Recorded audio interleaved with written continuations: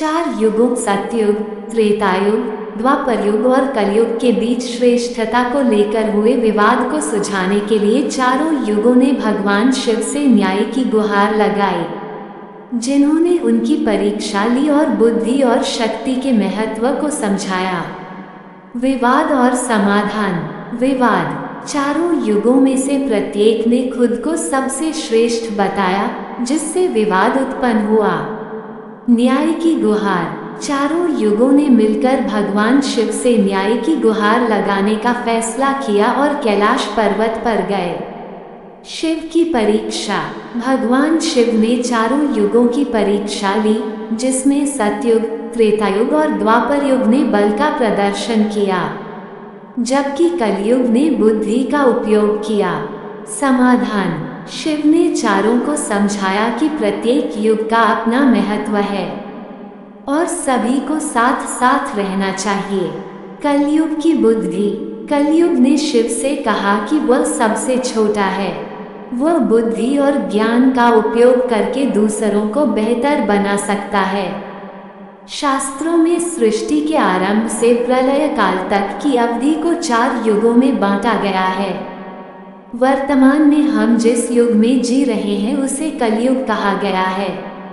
इससे पहले तीन युग बीत चुके हैं, सतयुग, त्रेता और द्वापर। भगवान श्री राम का जन्म त्रेतायुग में हुआ था और द्वापर में भगवान श्री कृष्ण का। कलयुग के अंत में भगवान कल की अवतार लेंगे और संसार में फैले पाप और अन्याय के साम्राज्य का अंत करके पुनः धर्म की स्थापना करेंगे। भगवान ने चारों युगों में सबसे कम उम्र कलियुग को प्रदान किया है। शास्त्रों में सतयुग की अवधि 17,28,000 वर्ष बताई गई है और त्रेता की अवधि 12,28,000। द्वापर युग की अवधि 8,64,000 है, जो त्रेता से लगभग 4 लाख वर्ष कम है।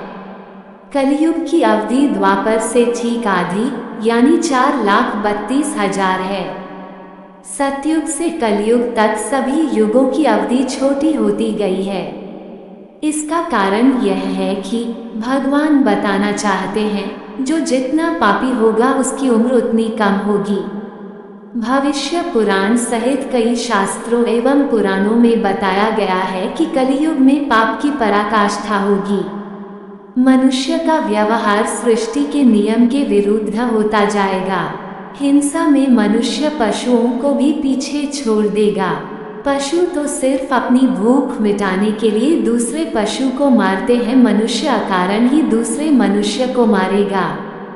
सच्चे संत भिखारी कहलाएंगे और अपमानित होंगे।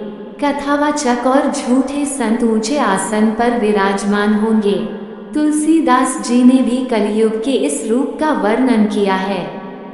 त्रेतायुग में रावण ने सीता का हरण किया, लेकिन उनकी मर्जी के बिना उन्हें अपनाना पाप समझा। इस युग में छोटा भाई बड़े भाई के प्रति आज्ञाकारी था। बड़ा भाई अपने स्वार्थ के लिए छोटे भाई के साथ छल नहीं करता था।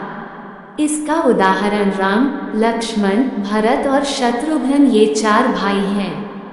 त्रेता से जब द्वापर में आते हैं तब पाप बढ़ता दिखता है। द्वापर युग में देवर अपनी भाभी को बीच सभा में नग्न करने की कोशिश करता है, जिसका उदाहरण द्रौपदी चीरहरण की घटना है। राजा अपनी शक्ति के मद में अबला स्त्री को हवस का शिकार बनाना चाहता है।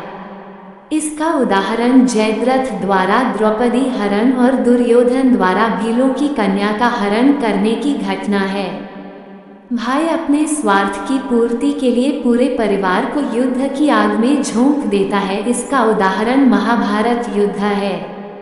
लेकिन कलयुग में आए दिन भाई भाई, बाप बेटे में स्वार्थ की पूर्ति के लिए लड़ाई होती है। लोगों की काम वासना इतनी बढ़ गई है कि आए दिन स्त्रियों का हरण होता है और उन्हें अपमानित किया जाता है। पाप आचरण से भरा हुआ कलयुग अगर अधिक दिनों का होगा तो सृष्टि में हाहाकार मच जाएगा। यही कारण है कि भगवान ने कलयुग को सबसे कम उम्र दिया। कलयुग की बुद्धि ने शिव को प्रभावित किया और उन्होंने कलयुग को भी महत्व दिया। निष्कर्ष। भगवान शिव ने चारों युगों को समझाया कि उन्हें आपस में झगड़ना नहीं चाहिए, बल्कि एक दूसरे के साथ मिलकर रहना चाहिए। उन्होंने प्रत्येक युग के महत्व को स्वीकार किया और उन्हें शांति से रहने का निर्देश दिया। इसलिए विष्णु पुराण में कहा गया है कि कलयुग सबसे अच्छा युग है। सनातन धर्म और वेदों में 4 युगों की मान्यता है। माना जाता है कि सतयुग में स्वयं देवता, किन्नर और गंधर्व पृथ्वी पर निवास करते थे। हमारे धर्म ग्रंथों में किन्नरों और गंधर्वों के बारे में विस्तार से बताया गया है। सतयुग के बाद आया त्रेता युग। इस युग में भगवान श्री राम ने जन्म लिया और वह स्वयं श्री हरि विष्णु का अवतार थे। फिर द्वापर युग की शुरुआत हुई और इस युग में भगवान विष्णु ने श्री कृष्ण के रूप में जन्म लिया। द्वापर युग में श्री कृष्ण ने जिस तरह की लीलाएं रची, उनके बारे में प्रबुद्ध लोगों का कहना है कि भगवान इन लीलाओं के जरिए मानव मात्र को कलयुग में जीवन यापन का पाठ पढ़ा रहे थे। कलयुग का कालखंड सबसे छोटा माना गया है और माना जाता है कि कलयुग में भगवान विष्णु का 10वां अवतार होगा, जिसका नाम होगा कल्कि। वर्तमान समय में कलयुग ही चल रहा है। विष्णु पुराण कलयुग के वर्णन करते हुए कहा गया है कि कलयुग पाप इतना अधिक होता कि सृष्टि का संतुलन बिगड़ जाएगा। कन्याएं 12 साल में ही गर्भवती होने लगेंगी। मनुष्य की आयु औसतन 20 वर्ष हो जाएगी। लोग जीवन भर की कमाई एक घर बनाने में लगा देंगे। इन सब के बावजूद जब पराशर ऋषि से सभी देवताओं ने पूछा कि सभी युगों में कौन सबसे बढ़िया है, तो ऋषि ने वेदव्यास जी के कथनों का जिक्र करते हुए समझाया कि सबसे उत्तम कलियुग है। आइए जाने व्यास जी ने विष्णु पुराण में क्यों कहा है कलियुग को धन्य और सबसे उत्तम। श्री वेद व्यास जी ने वेदों का वाचन किया और भगवान गणपति ने उनके अनुग्रह पर उन वचनों को लिखित रूप में प्रस्तुत किया। श्री वेद व्यास जी को ही वेदों का रचनाकार माना जाता है। वेद व्यास जी से जुड़ी एक पौराणिक कथा के अनुसार वेदव्यास जी ने सभी युगों में कलयुग को श्रेष्ठ युग कहा है। ये चौंकाने वाली बात जरूर है, क्योंकि कलयुग में तो सबसे अधिक पाप और अत्याचार होगा। वेदों और धार्मिक ग्रंथों में ऐसा कहा गया है। अगर ऐसा हो तो कलयुग सबसे श्रेष्ठ कैसे हुआ?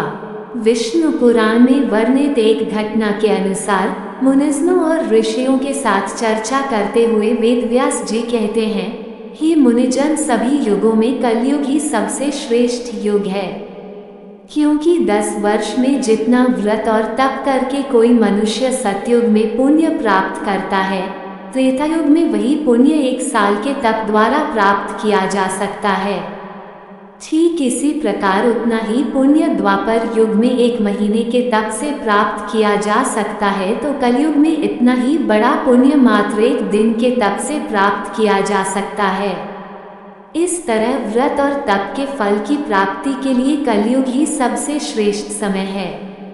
रामायण और महाभारत में ही नहीं, कलयुग में भी धर्म के लिए महायुद्ध करेंगे ये महान योद्धा। महाभारत में कुछ ऐसे योद्धा रहे हैं जिन्होंने रामायण काल में भी युद्ध किया था। इन योद्धाओं के बारे में कहा जाता है कि इनके पास ऐसी दिव्य शक्तियां थीं जो इन्हें महान योद्धा बनाती थी। पौराणिक कहानियों के अनुसार महाभारत और रामायण के कई योद्धा कलयुग में धर्म युद्ध लड़ेंगे। आइए जानते हैं कौन है ये योद्धा। कल्कि अवतार में कई पात्र नए नामों से पुनर्जन्म लेंगे और कल्कि का साथ देंगे। इनमें बर्बरीक, युयुत्सु, बलराम, उडुपी नरेश, संजय, विभीषण, कृपाचार्य, वेदव्यास, मार्कंडेय ऋषि, विदुर, धृतराष्ट्र, रुक्मी और पांडव शामिल हैं। मयासुर, राजा बलि, अश्वत्थामा और दुर्वासा जैसे कुछ अन्य पात्र भी कलयुग के अंत में प्रकट होंगे। हनुमान जी एक अमर शक्ति त्रेता युग से लेकर कलयुग तक विभिन्न अवतारों के साथ रहे हैं। रामायण में वे श्री राम के परम भक्त और सहायक थे। महाभारत में उन्होंने पांडवों, विशेष रूप से अर्जुन और श्री कृष्ण की रक्षा की। अब कलयुग में वे भगवान कल्कि के साथ होंगे। परशुराम भगवान विष्णु के छठे आवेश अवतार हैं। त्रेता में राम के धनुष तोड़ने पर वे जनक की सभा में उपस्थित थे। द्वापर में उन्होंने कृष्ण को सुदर्शन चक्र प्रदान किया और कर्ण को ब्रह्मास्त्र का ज्ञान दिया। महाभारत में उनका भीष्म से भीषण युद्ध हुआ था।